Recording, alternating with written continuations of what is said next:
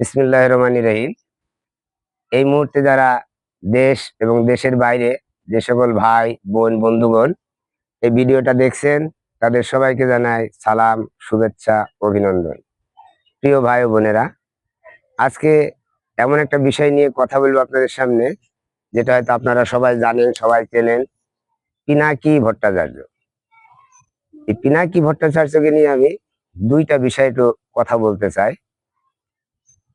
তার মধ্যে এক নম্বর হচ্ছে, এই পিনাকি ভট্টাচার্য সনাতন ধর্মের একজন মানুষ, কিন্তু পিনাকি দাদা যতগুলা ভিডিও আপলোড করেন, সেই ভিডিওতে কোথাও তিনি তার নিজের ধর্ম, সনাতন ধর্মের ভগবানের নাম উচ্চারণ করেন না। তিনি সর্বসময়ই আল্লাহ এবং আল্লাহ রাসুলের নাম দিয়েই শুরু করেন। এজন্য আমরা তাকে ধন্যবাদ জানাই। ইসলাম তার মনে হয় ভালো লাগে কিনা সেটা তিনি ভালো জানেন। তবে তিনি কেন তার নিজের ধর্ম, সনাতন ধর্মের ভগবান বা কোনো দেবদেবীর নাম উচ্চারণ করেন না? তিনি হিন্দু সম্প্রদায়ের মানুষ হয়ে, সনাতন ধর্মের মানুষ হয়ে কেন তিনি আল্লাহ এবং আল্লাহ রাসুলের নাম নেন? যদি আল্লাহ এবং আল্লাহ রাসুলকে সত্যিকার অর্থেই পিনাকি ভট্টাচার্য বা পিনাকি দাদা যদি ভালোবাসেন, তাহলে কেন তিনি পবিত্র ধর্ম ইসলাম ধর্ম গ্রহণ করেন না? তিনি কি নিজের ধর্মকে ছোট মনে করেন? তিনি কি নিজের ধর্মের প্রতি বিশ্বাস নেই? তিনি কি নিজের ধর্মকে সত্যকারের ধর্ম বলে মনে করেন না? তিনি কি ইসলামকে সত্যিকারের ধর্ম মনে করেন? নাকি তিনি এর ভিতরে গভীর কোনো ষড়যন্ত্র লুকিয়ে আছে, যে একজন সনাতন ধর্মের মানুষ হয়েও তিনি কেন বারবার আল্লাহ এবং আল্লাহ রাসুলের নাম নেন? এটা একটা বিরাট সন্দেহের বিষয়। তিনি কি হিন্দু মুসলমানদের ভিতরে কি বোঝাতে যাচ্ছেন? তিনি কি মুসলমানদেরকে উস্কে দিতে যাচ্ছেন, নাকি সত্যিকার অর্থে তিনি কখনো না কখনো মুসলিম হবেন? আশা করি, যদি পিনাকি দাদার ইসলাম ধর্ম ভালো লেগে থাকে, আল্লাহ এবং আল্লাহ রাসুলের প্রতি যদি তার বিশ্বাস থেকে থাকে, তাহলে অচিরেই তিনি ইসলাম ধর্ম গ্রহণ করবেন। এটা বিশ্বাস করি বা বিশ্বাস রাখি। আর যদি তিনি ইসলাম ধর্ম গ্রহণ না করে থাকেন, তাহলে কেন তার নিজের ধর্মকে ছোট ভাবেন, তার নিজের ধর্মের ভগবান বা কোনো দেবদেবীর নাম উচ্চারণ করেন না? অবশ্যই এটা একটা সন্দেহের বিষয়। মুসলমান এবং হিন্দুদের মধ্যে কি কোনো কিছু ঘটাতে চাচ্ছেন এই পিনাকি দাদা? তাই পিনাকি দাদার কাছে অনুরোধ, অবশ্যই এই কথা, এই প্রশ্নের বা এই কথাগুলোর উত্তর দেবে। দ্বিতীয় কথা হলো, আপনারা কি জানেন পৃথিবীতে একটা মানুষ সব কিছু জানে? হয়তো বলবেন যে না, কিন্তু আমি বলছি হ্যাঁ, জানে।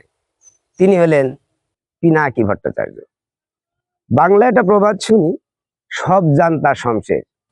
এই পিনাকি ভট্টাচার্য সব জানতা শমশের। তিনি বর্তমানে কি হচ্ছে, অতীতে কি হয়েছে, ভবিষ্যতে কি হবে, সব তিনি বলে দিতে পারেন। সব কিছুতেই তিনি বলেন। মনে হয় তিনিই একমাত্র জ্ঞানী ব্যক্তি এই পৃথিবীতে।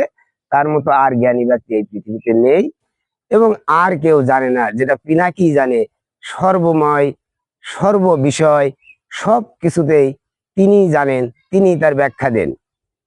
বাংলাদেশ নিয়ে, বাংলাদেশ সেনাবাহিনী নিয়ে, বাংলাদেশের রাজনৈতিক একটা বৃহত্তর দল বিএনপিকে নিয়ে তিনি অনেক কথাই বলেন। কয়েকদিন আগে পিনাকি দাদার একটা ভিডিও দেখলাম, তিনি বলছেন বিএনপি আর ক্ষমতায় যেতে পারবে না, বিরোধী দলেই থাকতে হবে। তাহলে বলবো, দাদা, যদি আপনি সবই জেনে থাকেন, সবই বুঝে থাকেন, আপনি দেশে আসেন, দেশে এসে দেশের রাজনীতি করেন এবং দেশে এসে নির্বাচন করেন। আগামীতে নির্বাচন হতে যাচ্ছে, নির্বাচন অতি সন্নিকটে। আসেন, নির্বাচন করেন, নির্বাচনী জয়ী হয়ে দেশের মানুষের সেবা করেন। কন্টেন্ট ক্রিয়েটার হয়ে দূর থেকে কতটাই বা সেবা করা যায়? ক্ষমতার দরকার আছে। মানুষ, দেশের মানুষকে সেবা দিতে হলে, দেশকে সেবা দিতে হলে একটা পোস্ট, একটা ক্ষমতা, একটা চেয়ারের দরকার। তাই দাদা, আপনি দেশে আসে নির্বাচন করেন, নির্বাচন করে এই দেশের ক্ষমতা গ্রহণ করেন। আপনি তো সবই জানেন, আপনি তো জানেন যে আপনি নির্বাচন করলে নির্বাচনে জয়ী হয়ে যাবেন। আপনার বিরোধী দল কারা হবে, আগামীতে কাকে কাকে নিয়ে আপনি দেশ চালাবেন, সবই আপনি জানেন। তাহলে তো আপনার নির্বাচন করার ক্ষেত্রে কোনো বাধা নেই। আপনি নির্বাচন করে আপনি হবেন এদেশের প্রধানমন্ত্রী, আর আপনার আরেকজন সহকর্মী আছেন সাংবাদিক ইলিয়াস, তাকে আপনি প্রেসিডেন্ট করে এই দেশের মানুষের একটু সেবা করেন। পরিশেষে বলবো, দাদা আসেন, বাংলার মাটিতে আসেন, দেশে আসেন, দেশের এই মা মাটি মানুষকে ভালোবাসেন, এখানে এসে আপনি নির্বাচন করেন, নির্বাচনের শেষেই বোঝা যাবে আপনার জামানতটা বাঁচলো কিনা। আমার মনে হয় আপনার আসনে যদি 2 লাখ ভোট থাকে, তা আপনি সর্বোচ্চ ভোট পেলেও 1 থেকে 1,500 বা 5 থেকে 700 এরকম অবস্থায় দাঁড়াবেন, আপনার জামানত বাঁচবে না। তাই বলি দাদা, সব জানতা শমশের হেন না। সব জানতা শমশের হলে নিজের মান ক্ষুণ্ণ হয়, নিজের চরিত্র উপর দাগ পড়ে, মানুষের বিশ্বাস আর পাওয়া যায় না, মানুষ বিশ্বাস হারিয়ে ফেলে। সব বিষয় নিয়ে কথা বলেন না। এমন কিছু কিছু কথা আপনি বলেন যেটা আমাদের মনে হয়েছে যে ভিডিও করতে করতে আর ভিডিও করার কোনো জায়গা নেই, আর কোনো অপশন নেই, হুট করে একটা কিছু বলে ফেলেন, একটা কিছু করে ফেলেন। বাংলাদেশের মানুষ আপনার সব কথা বিশ্বাস করে না, আপনার সব কিছুতে বাংলাদেশের মানুষ আস্থা রাখে না, আপনাকে অত দেবতা এদেশের মানুষ ভাবে না। তাই পরিশেষে বলবো, সব জানতা সংশয় হয় না দাদা, সব জানতা সংশয়ে দেশের এবং দেশের মানুষের ভিতর বিভ্রান্তি ছড়ানোর চেষ্টা করেন না। এই বলে আজকের ভিডিওটা শেষ করছি। আল্লাহ হাফেজ।